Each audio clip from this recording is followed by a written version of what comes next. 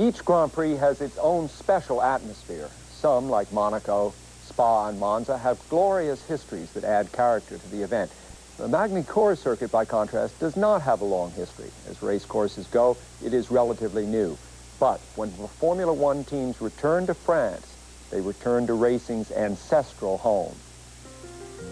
Although there's dispute about what vehicle was the very first automobile, there's no disputing that auto racing began in France. The first automotive event was the Paris to Rouen reliability run of 1894, where competitors were judged not on outright speed, but on safety and economy.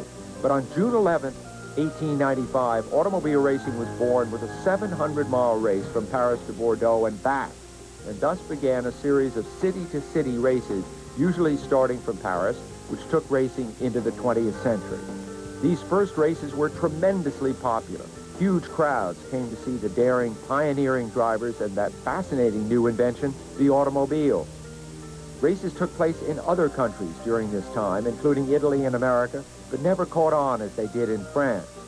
Major city-to-city racing ended in 1903 with the tragic Paris to Madrid race, where drivers, riding mechanics, and spectators were killed. The new format for races then became events on closed courses, with laps frequently more than 50 miles in length. Though still racing on public roads, officials were now able to maintain at least some level of crowd control.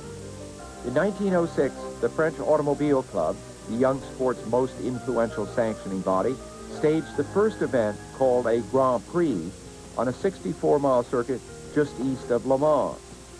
A much shorter 10-mile circuit in the town of Le Mans would host its first French Grand Prix in 1921, and 2 years later host the first 24-hour race.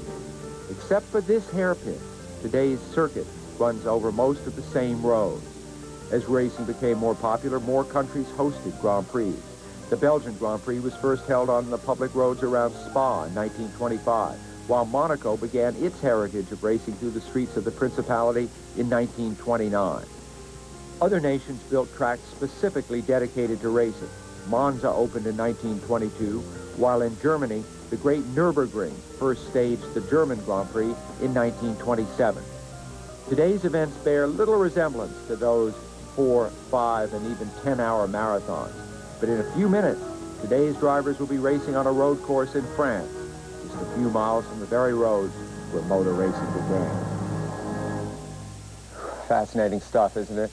In the late 1920s and 30s, the German automakers began to take an interest in and subsequently dominate international racing.